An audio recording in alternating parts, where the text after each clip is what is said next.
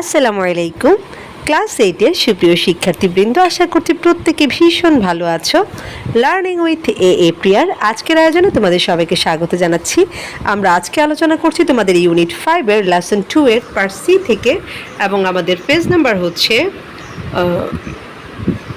49। এর আগের ভিডিওতে আমি এই লেসনের পার্ট বি পর্যন্ত বিস্তারিত আলোচনা করেছি। সেই আলোচনাগুলো যদি তোমাদের কারোর দেখার প্রয়োজন মনে হয় তাহলে প্লেলিস্টে গিয়ে দেখে নিতে পারো, এবং প্লেলিস্টের লিঙ্কটা তোমাদের সুবিধার্থে আমি কমেন্ট বক্সে দিয়ে রেখেছি। তো আজকের আলোচনার জন্য পার্ট বিটা খুব ইম্পর্টেন্ট। আগে অবশ্যই পার্ট বিটা তোমরা ভালো করে পড়বে, তারপর হচ্ছে পার্ট সি এর আনসারে আসবে।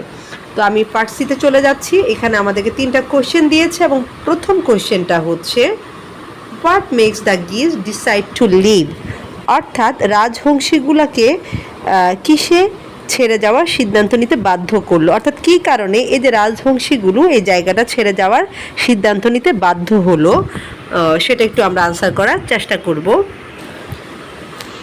তো আমরা যখন কবিতাটা পড়েছিলাম সেখানে কিন্তু বারবার বলা হচ্ছিল স্নোয়ের কথা, ফ্রস্টের কথা, হ্যাঁ, যে কেউ তাদেরকে সতর্ক করছিল যে সামনে কি হচ্ছে, শীতকাল আসতেছে, এবং সেটা তাদের জন্য অবশ্যই কি খুবই টাফ একটা টাইম, এবং সেজন্য তারা হচ্ছে এই অঞ্চলটা ছেড়ে উষ্ণ অঞ্চলের দিকে চলে যাচ্ছে। সো আমরা আনসারটা এইভাবে লিখতে পারি, the signs of coming winter, snow and frost make the গিজ ডিসাইড টু লিভ, অর্থাৎ এই যে শীতের আগমন, তুষার বা তুষারপাতের আগমনের যে সংকেত, সেটাই তাদেরকে এই জায়গাটা ছেড়ে যাওয়ার জন্য সিদ্ধান্ত নিতে বাধ্য করলো। কেমন? এরপর আমাদের 2 নম্বর কোশ্চেনে বলছে যে what happens to the leaves and berries in the poem, অর্থাৎ কবিতায় পাতাগুলাতে এবং বেরিগুলার ক্ষেত্রে কি ঘটলো। তো আমরা দেখেছিলাম যে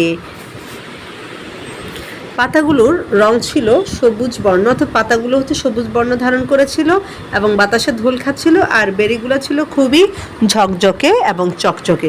তাই আমরা আনসারটা লিখব এইভাবে যে the leaves are green and moving. আমি এখানে মুভিং লিখেছি, তোমরা চাইলে কবিতার যে শব্দ স্টিয়ারিং সেটাও লিখতে পারো, কোনো সমস্যা নেই।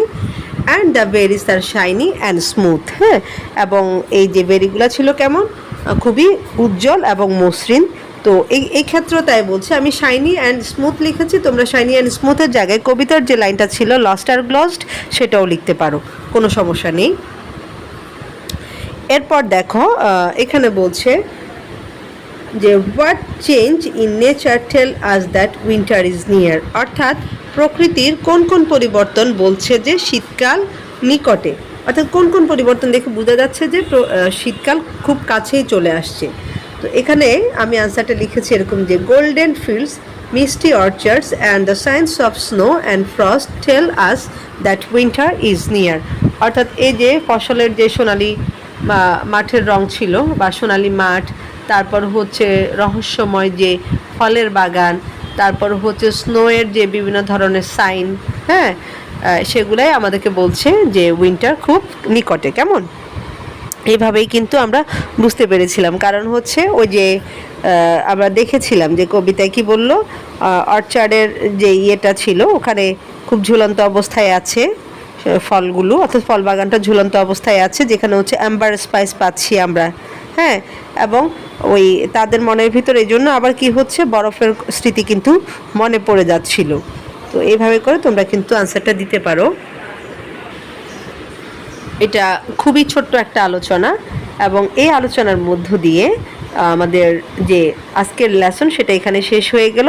আর এই 3টা প্রশ্নের উত্তর যদি তোমরা ডিফারেন্টলি কেউ লিখে থাকো সেটা চাইলে কমেন্টে জানাতে পারো, এতে করে তোমাদের আরেকটা বন্ধু কিন্তু উপকৃত হতে পারে। আমি বলছি না যে আমি যেভাবে লিখে দিচ্ছি ঠিক ওভাবেই লিখতে হবে, আমরা চাইলে ডিফারেন্ট ওয়েতেও লিখতে পারি, এবং সেটা যদি আমরা একে অন্যের সাথে শেয়ার করি তাহলে কিন্তু আমাদের প্রত্যেকেরই উপকার হয়।